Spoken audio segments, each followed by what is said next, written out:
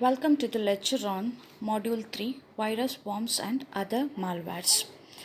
In this chapter, we are going to study about various kind of malwares including worms, viruses, trojan and bots. We identify several features of malware and their many vectors of propagation.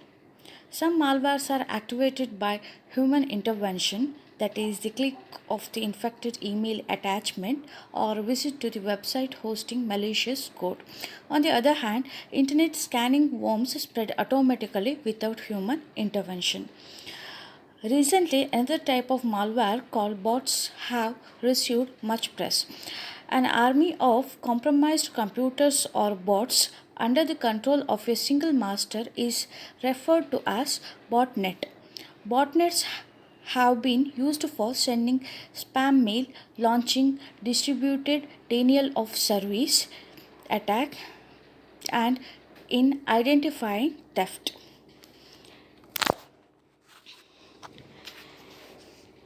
Introduction. Of all malware types, worms and viruses have probably received the maximum attention. They both refer to malware that replicate themselves.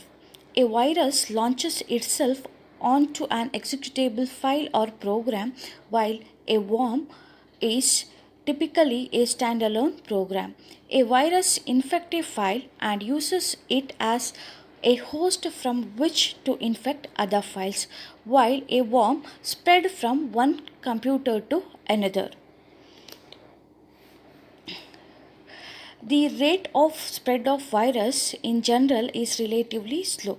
For example, the rate of spread of boot sector virus was limited by the rate at which boot floppies are exchanged. These boot sector virus is a kind of malware that reside in the boot sector of a floppy disk. This is usually the first sector on the disk and contain code for bootstrapping. Since boot floppies were often exchanged and copied by the people, boot virus spread within user communities. So, worms uses the network to propagate. Many of the recent worms propagates at extraordinary speed. Some of them are activated and propagated without human intervention. They may spread halfway around the globe before system administrator could be allowed to take remedial action. A Trojan horse is a program with a malicious component that looks like a useful piece of software. Unlike virus or worms, Trojans do not replicate. A Trojan is typically activated by action on the part of the victim. Trojan can enter a system in several ways through email attachments, through file sharing software from your website, or through cellular downloads.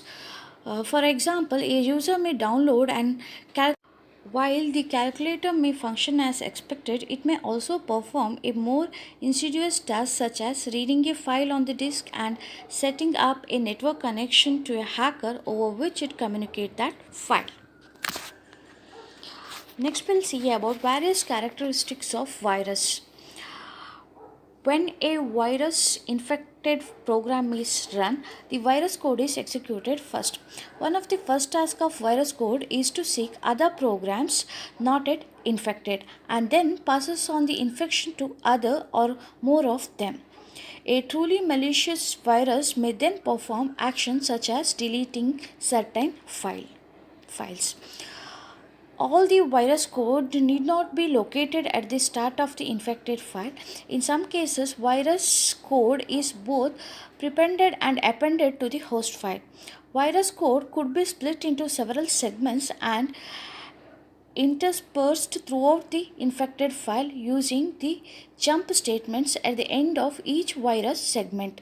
In most of these cases, the size of the infected program is larger than that of the original host program. This helps antivirus software to detect infected code. To avoid detection, Some virus modify the file service interrupt handler that returns attribute of files. By doing so, the server handler may be programmed to return the uninfected length of the file. Another technique is to use is compression so that the length of the infected file remains the same as the length of the original version. The virus writer include a compression routine in the virus code. To infect other files, the virus first compress the file and then prepend that virus code to the compressed file. The infected file must be uncompressed just prior to the execution. One of the characteristic features of many viruses is the set of system calls they make. System calls are used by application programs to request services of the operating system. They are made to read or write files, establish TCP connection, etc. Some viruses make calls to copy their own code to other file, create or modify entries in the Windows registry, or search for emails.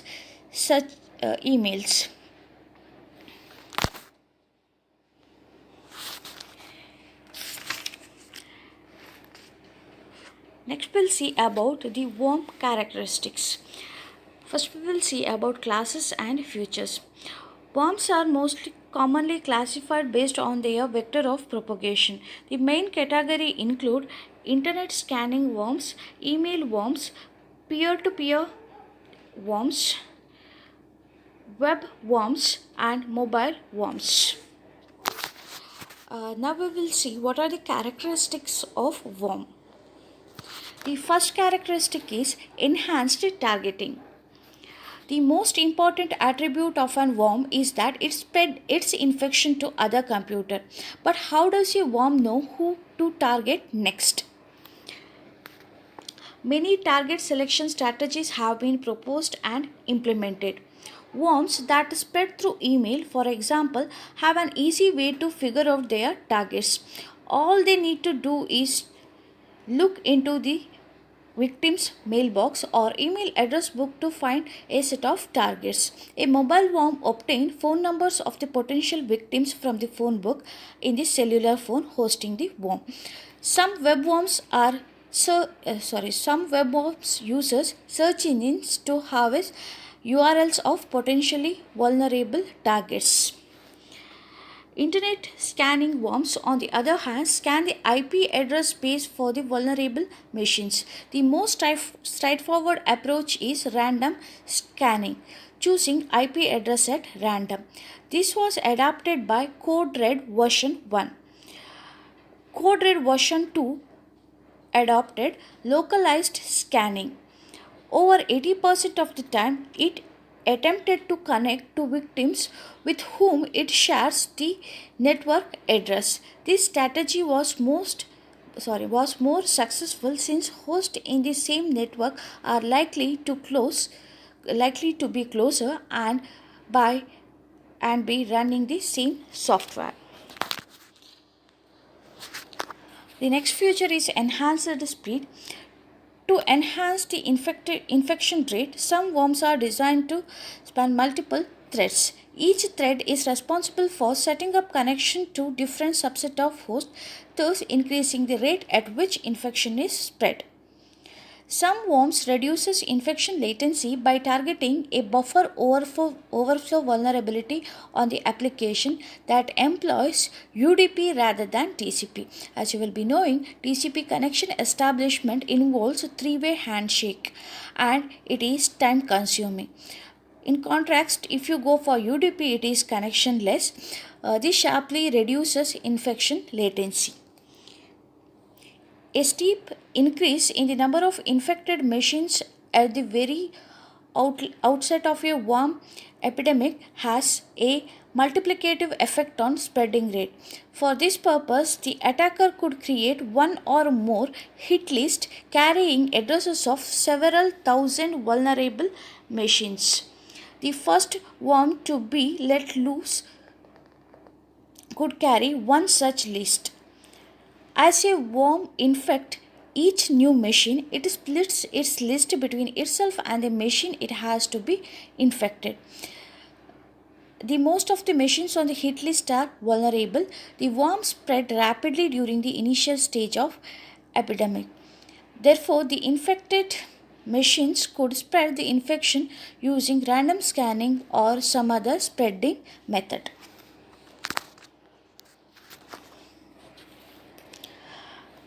The next feature is enhanced capabilities.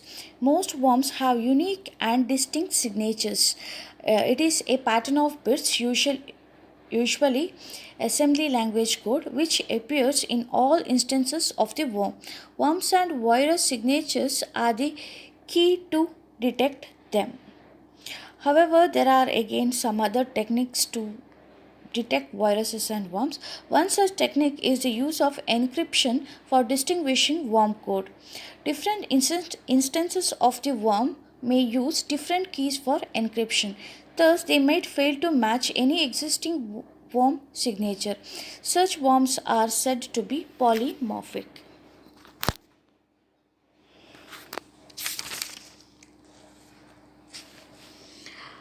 A polymorphic worm would have to be decrypted before being executed. This suggests that a decryption routine in the clear would have to be part of the worm code. Decryption themselves may be very simple, inclusive XOR operation or tribal shift based substitution can be used. However, detecting a worm on the assumption that the decryptor routine is invariant would not always succeed. While encryption is one way of distinguishing malware, another is the creation of several code versions that are superficially different from functionally they are superficially different but functionally identical. Tricks to create multiple versions include use of dummy instruction, use of extraneous operands, changing the flow of control without distributing the existing knowledge. So,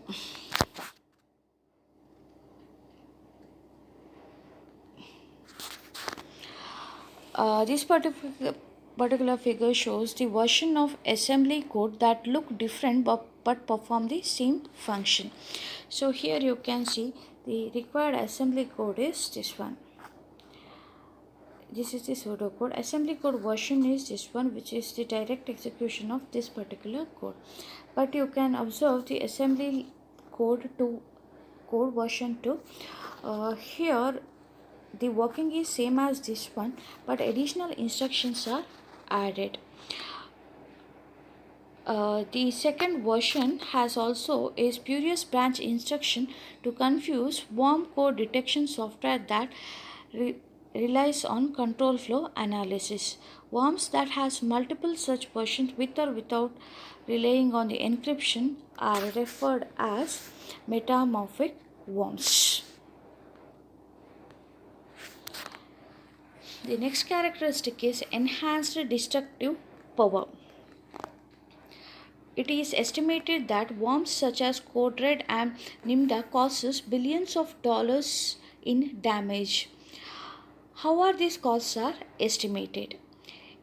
Analysts estimate cost based on lost productivity, cleanup cost, system downtime, which affect business and revenues. Fast spreading viruses also cause severe network congestion problem, disrupting normal internet traffic and contributing to system downtime. Some worms contributed attack package to a DDoS attack or causes website defacement. The witty worm, which appeared in May 2004, however, was qualitatively different. It was the first worm to carry a destructive payload. That is, it deleted a random section of victim's hard disk, leading to a system crash. Next we will see about internet scanning worms. One characteristic of internet scanning worm is that they are self-activated. The ability to spread without human intervention distinguishes them from most type of emails and webworms. This category of worms is so called because they scan the internet looking for vulnerable machines. The vulnerability could be a buffer overflow problems in commonly used service provided by a particular version of an OS. The worm communicates with and delivers its malicious payload to the victim using standard transport protocols such as TCP and UDP. Once installed on the victim, it could easily locate files, steal secrets, or deface web pages. But above all, it seeks new victim to infect. So here we will go for some of the case studies. The first case study is about Code Red. One of the best example of internet scanning worm is the Code Red worm. It is started on June 18, 2001 when a buffer overflow vulnerability was discovered in the Microsoft IIS web server. A patch for this vulnerability was developed a few days later. It is estimated that there were several million IIS servers in active deployment. Even assuming that a large percentage of these were patched, that still left plenty of room for the spread of worms, which was unleashed on July 12, 2001. The worm itself was carried in HTTP request message targeted at IIS server. The first version of the worm used a random generator to generate new address of machine to infect. However, the same seed was used for random number generator in every instance of the worm. The next case study is about Slammer. The SQL Slammer was launched on 25 July 2003 and targeted a buffer overflow vulnerability on the Microsoft SQL Server 2000. The worm sent packet on UDP port 1434, that is a port the database software resolution service provider. It used simple random scanning to propagate. Slammer's payload was mere 384 byte in length, far smaller than the 4 kilobyte payload of Code Red. Also, UDP being a connectionless protocol, there is no overhead of connection establishment. The number of machines infected by Slammer doubles every 8.5 seconds compared to doubling once in 37 minutes in the case of Code Red. Slammer was not designed to erase files or install backdoors, etc., but it severely disturbed internet traffic. Among the many casualties were several switches and routers that crashed. Next, we'll see about worm propagation models. One of the most alarming aspects of some of the worms developed since 2001 is the speed at which they infect their victims. Modeling worm propagation is important for several reasons. It helps us obtain insight into the factors that governs its speed. It also helps in studying the efficiency of different schemas designed to retard the spread of worms. The first such model is simple epidemic model. The simple epidemic model used to study the spread of infectional diseases among humans is an appropriate point. The model assumes that there are only two types of entities in the population. Either an individual is susceptible, may be liable to be harmed, or he is infected. An infected individual can infect a susceptible person. Once infected, a person remains infected and does not recover in this model.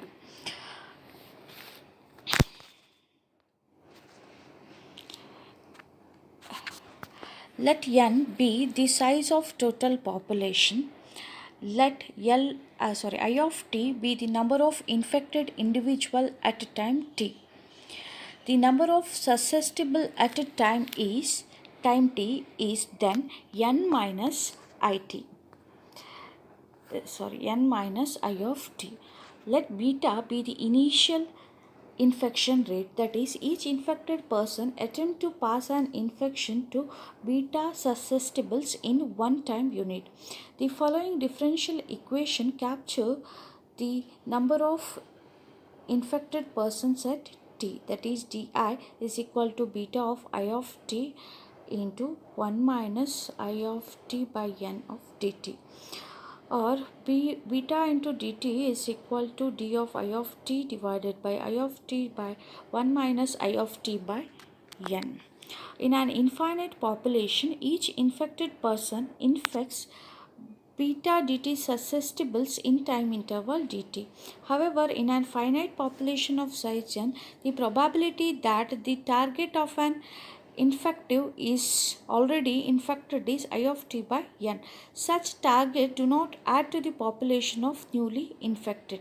The factor 1 minus I of t by n in the above equation ensure that only previously infected entities are added to the count of freshly infected in time interval dt.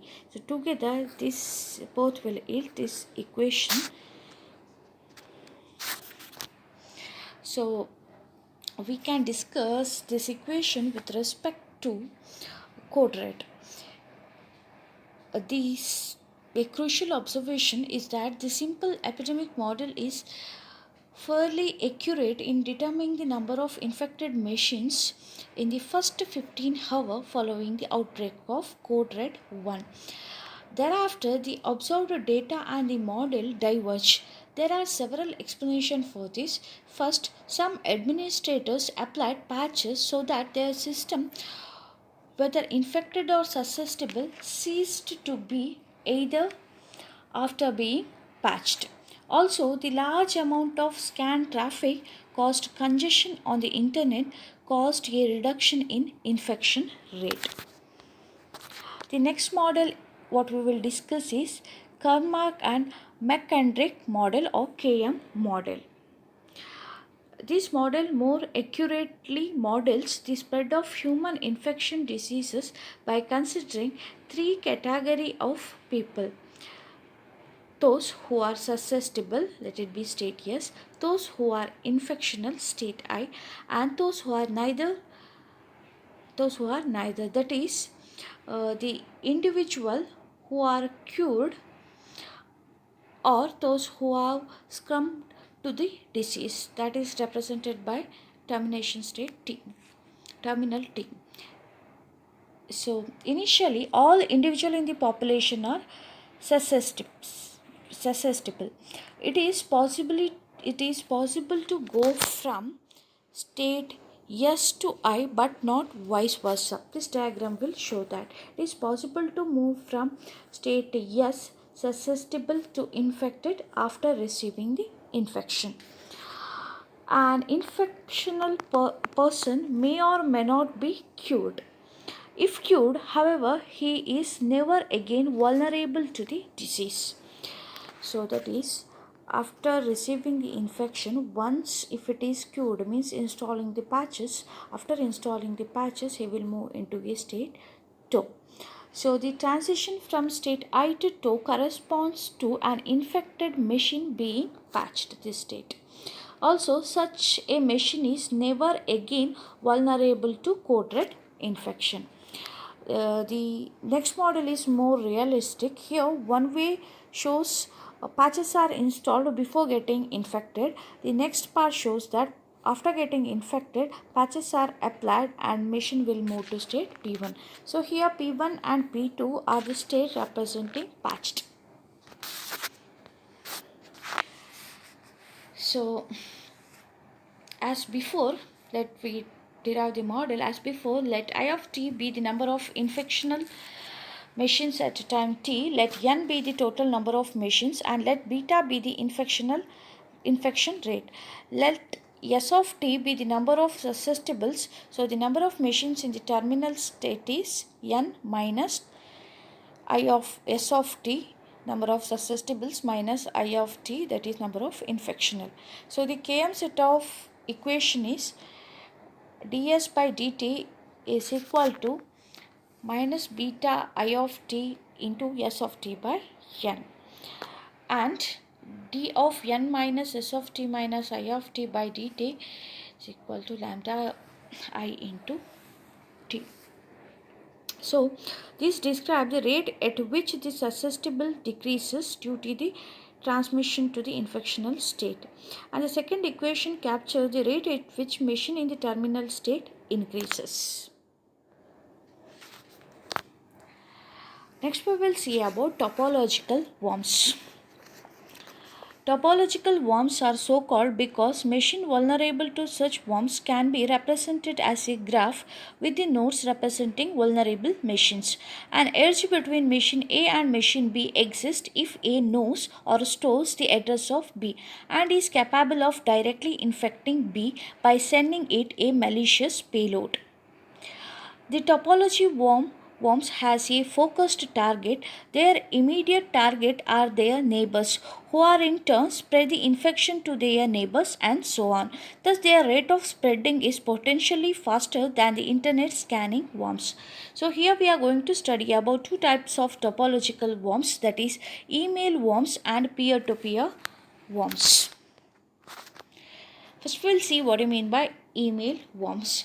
Email worms are among the most common types of malwares that has received a lot of attention.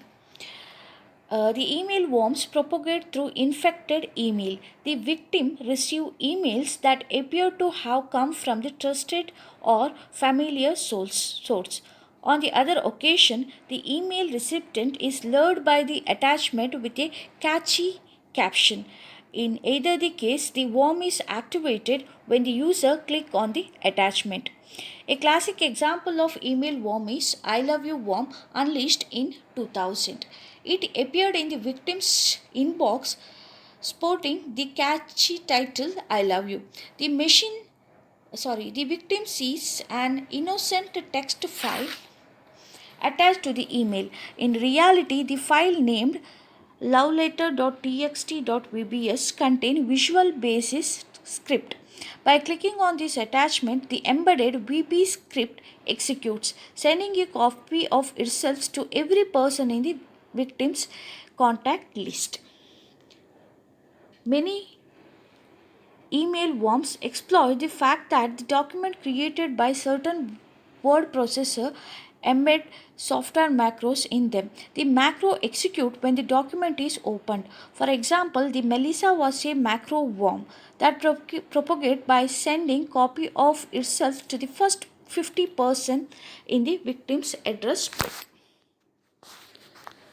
One of the best email worm of most recent vintage is SoBig, which was let loose in 2003. It spread by communicating malicious email or copying itself to an open network share. There were several versions of SoBig. One version could update itself by downloading code from certain websites. The URL of these sites were contained in the file that itself was downloadable from geocities.com. Some of the malicious code received installed a keystroke logger and stole password from its victims. The next worm is peer-to-peer worms.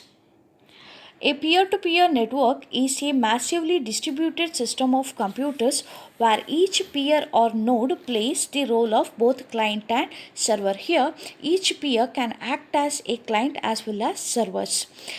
These are contradictory to the client-server model. They are used principally for sharing files which may contain songs, images, videos, etc. Each peer maintains within itself a shared folder of files that it willing to share with others.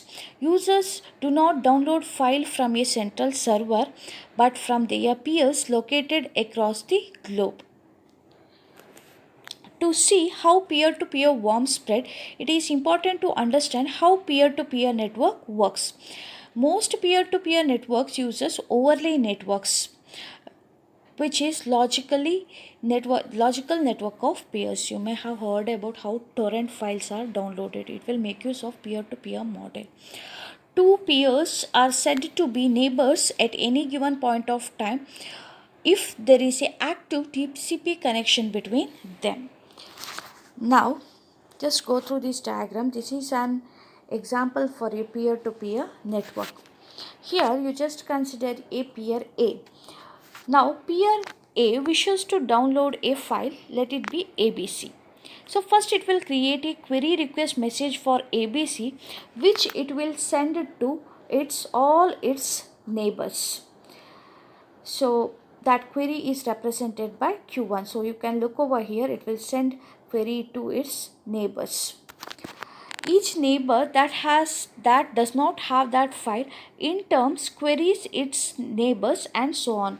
So you can see this particular neighbor. So since he don't have that file, that peer will forward that query into its neighbor, that is represented by Q2.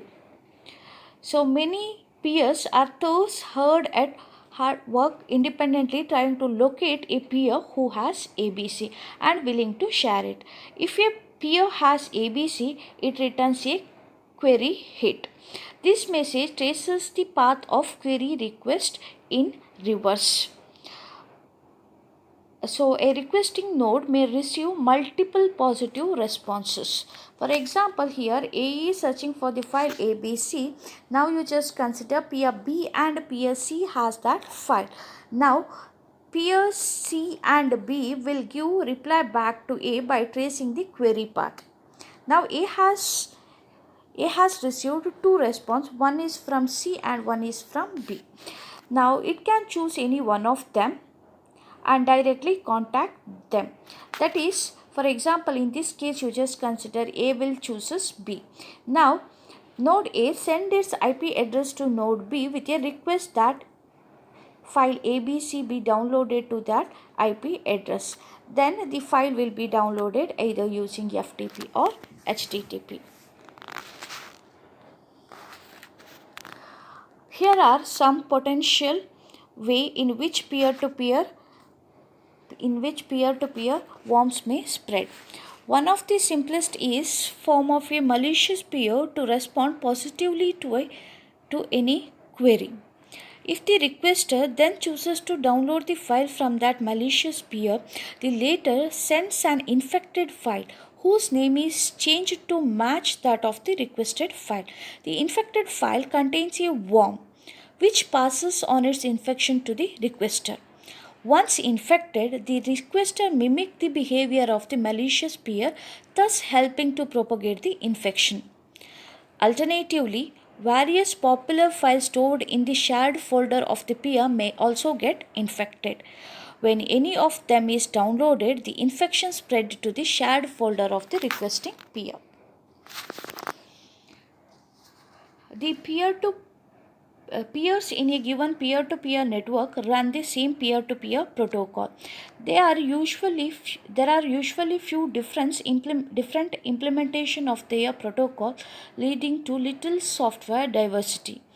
An exploitable buffer overflow vulnerability in one popular implementation is a familiar starting point. This coupled with the fact that peer maintain a list of neighbors implies that worm has already target and does not need to perform random scanning as in the case of internet scamming. The first type of worm is said to be passive since it propagates only when they requested to download a file. The second type of worm is active since it propagates on its own without receiving request from its peer. One aspect of peer-to-peer worm is that they may result in no apparent traffic anomaly, so that intrusion detection system monitor network traffic is unlikely to receive an alert.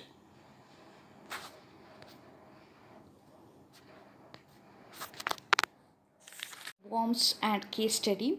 Web worms different from malware such as internet scanning worms in several ways. Many web worms are executable in browsers which run on diverse hardware OS platforms. Web worms are written in high-level language, making it easy to perform complex operations but difficult to execute low level operation. On the other hand, many other worms are written in assembly language. One type of webworm is the XSS worm, so called since it exploits cross-site scripting vulnerability in the web server. The first step in creating an XSS worm is to inject attack code into the vulnerable web server. When a user accesses the infected website through his or her browser, the malicious code is downloaded on the browser. As in any XSS vulnerability, malicious code executes on the browser given that a key function of the worm is to propagate. So we will see what you mean by this XS worm case study. The XS worm Swami was unleashed in October 2005, authored by Sami Kamkar. It is infected the social media site MySpace. Social networking sites typically allow the user to create and edit their profile, which are stored on the site and are accessible to other members of the social networking group. A user profile may contain information about him, including his hobbies, photographies, etc. A user profile also contains a list of user friends with hyperlink to their profiles. Sam added a bunch of carefully crafted JavaScript to his profile. When a visitor to Sammy's website, say V1, downloaded Sammy's profile onto his browser, the JavaScript in the Sammy's profile executed.